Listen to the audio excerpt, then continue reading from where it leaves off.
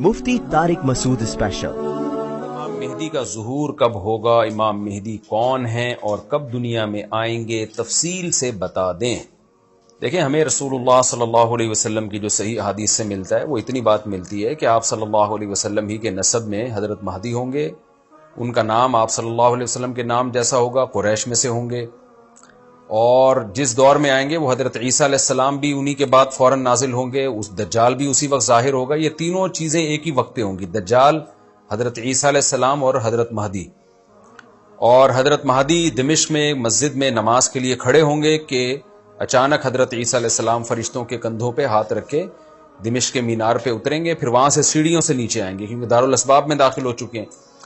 हज़रत महदी उनसे कहेंगे कि आप नमाज पढ़ाएं, वो इनकार करेंगे। हज़रत महदी की इख्तदा में हज़रत ईसा अलैहिस्सलाम नमाज पढ़ेंगे और फिर दोनों की इख्तदा में जिहाद होगा।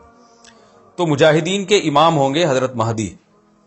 इतनी बात हमें मालूम होती है। चंद बातें और हैं रिवायात में जो मिलती हैं। ये हमें डेट नहीं बताई गई है, सन नहीं बताया गया, साल नहीं बताया गया। इस बारे में सदियों से लोग पेशगोइयां कर रहे हैं कि फलां सन में आएंगे, फलां सन में आएंगे। बड़े बड़े लोगों ने पेशगोइयां की है जो 100% गलत साबित हुई है। तो अब भी लोग पेशगोइयां कर रहे हैं कि 2025 में आएंगे, कोई कह रहा है 2030 में आएंगे।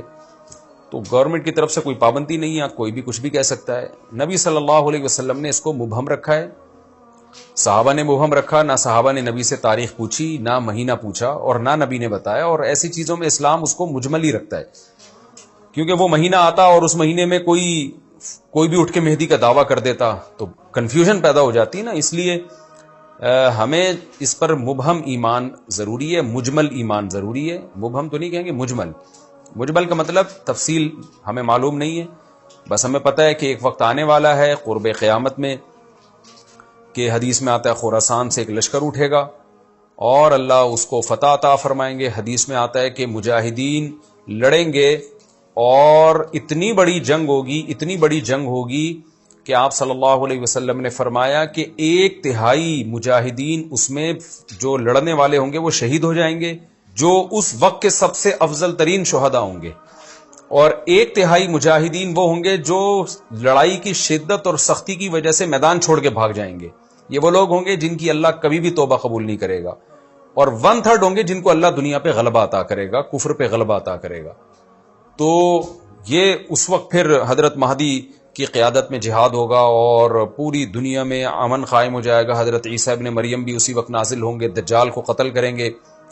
और एक और दफा, यानी एक दफा तो इस्लाम दुनिया में गालिब आ चुका है, तो एक और दफा इस्लाम हजरत महदी हजरत ईसा इब्न मरियम के जरिए पूरी दुनिया में गालिब आ जाएगा और हर तरफ खैर ही खैर होगी।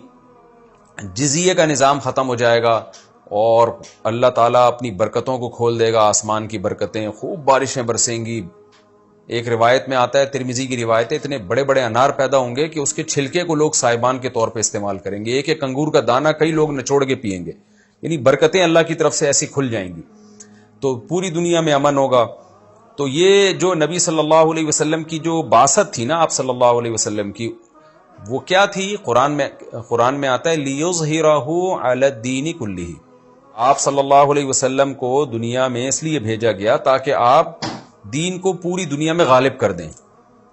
तो एक दफा तो ये बनु उमैया के दौर में और बनु अब्बास और फिर खिलाफत उस्मानिया, ये जो मुसलमानों की खिलाफतें चली हैं, तो बनु उमैया और बनु अब्बास के दौर में तो इस्लाम फैल गया था। पूरी दुनिया, जितनी भी मुहज़्ज़ब दुनिया थी उसमें इस्लाम ही इस्लाम था, यानी इस्लामी हुकूमत थी।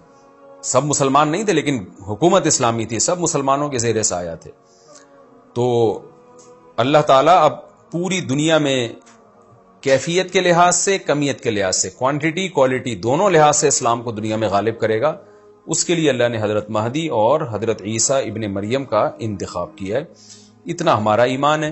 अब क्या होता है कि हर थोड़े दिन में कोई मेहदी उठ के दावा शुरू कर देता है।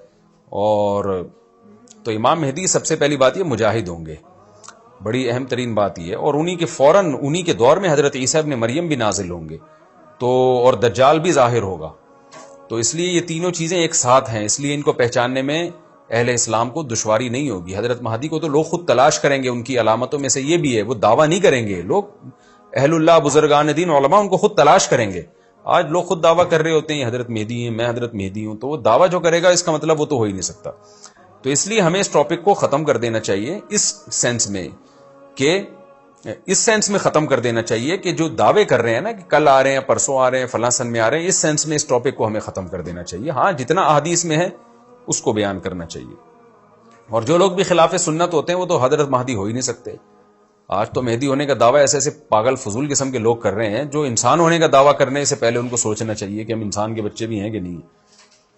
اچھا یہ بھی انہوں نے پوچھا ہے کہ کیا امام مہدی نبی ہوں گے؟ امام مہدی نبی ہوں گے یا صحابی؟ اس بارے میں وضاحت فرما دیں. نہ وہ نبی ہوں گے نہ صحابی ہوں گے، کیونکہ صحابی تو وہ ہوتے ہیں جنہوں نے اسی زندگی میں آپ صلی اللہ علیہ وسلم کو ایمان کی حالت میں دیکھا ہو. حضرت مہدی اور نبی کا زمانہ تو صدیوں کا فاصلہ ہے اس کے درمیان، تو نہ تو نبی ہوں گے نہ صحابی ہوں گے. نیک ہوں گے، بزرگ ہوں گے. بس مہدی کا معنی ہدایت یافتہ، سیدھے راستے پر